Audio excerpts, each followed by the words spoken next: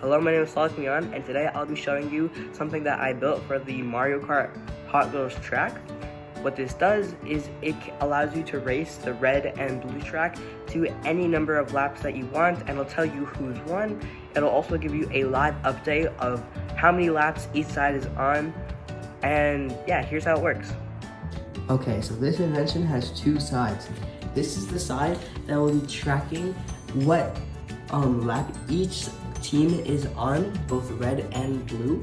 And this side is the side that will be collecting the data and will be showing it on this serial monitor right here.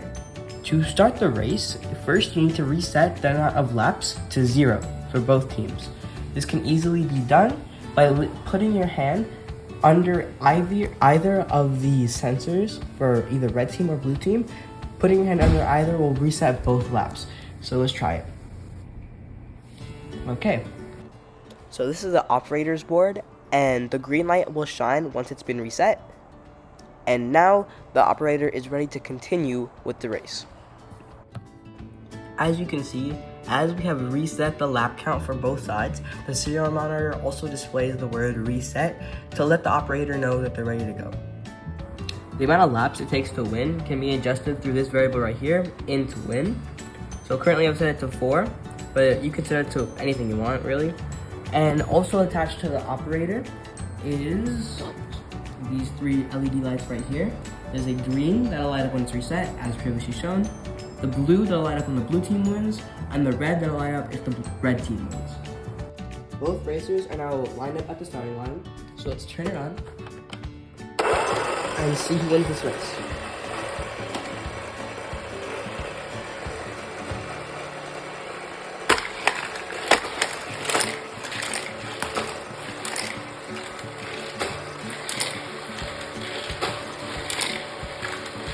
If we check over here about the serial monitor, we'll see that red team actually fell off the track after 1 lap. That's why it stopped counting. However, blue team went 2, 3, 4, 5, 6, 7, 8, 9 because I didn't take it off the track after it already won the race. But as you can see, it gives a live update of how many laps each team is on. So that's it for seeing it in action. Now I'm going to show you exactly how it works. Right, it all starts right here. These two are actually distance sensors, one for each track. So the distance sensors know the set distance from the track to the sensor. Let's just say that's 10 centimeters. And if it ever notices that there's a distance that's less than that, so say this distance from the hat to the sensor is 8 centimeters, then it'll figure out that there's something there and that it should add that to the lap count. So what does it do with this data? Well, both sensors feed into the Arduino that's inside that box. You can see it lit up right there. This Arduino is actually also connected to a wireless transceiver. This transceiver sends the data to that transceiver right there. This transceiver, it has the lap count of both tracks and feeds that into this Arduino right here. This Arduino then takes up whether the lap is at 0, meaning it's reset, and lights up the green, or can pick up which side has reached 4 laps first and will line up either the red or blue. And again, this isn't just for 4 laps, this will work for any amount of laps that you desire. To get it going, all you need to do is plug in the Arduino that's housed in that housing unit to any power supply, like right there. But that power supply can also be within the housing unit. And for this Arduino, you also need a power supply. For this time, I've plugged it into a computer. That way I can also see the live update of the laps. However, you can literally plug it into a wall or plug it into anything. As long as it gets that power, it'll still tell you who's won the race. Alright, so real quick, I'm gonna run you through how this code has worked. So this is the code for the Arduino that's housed right there.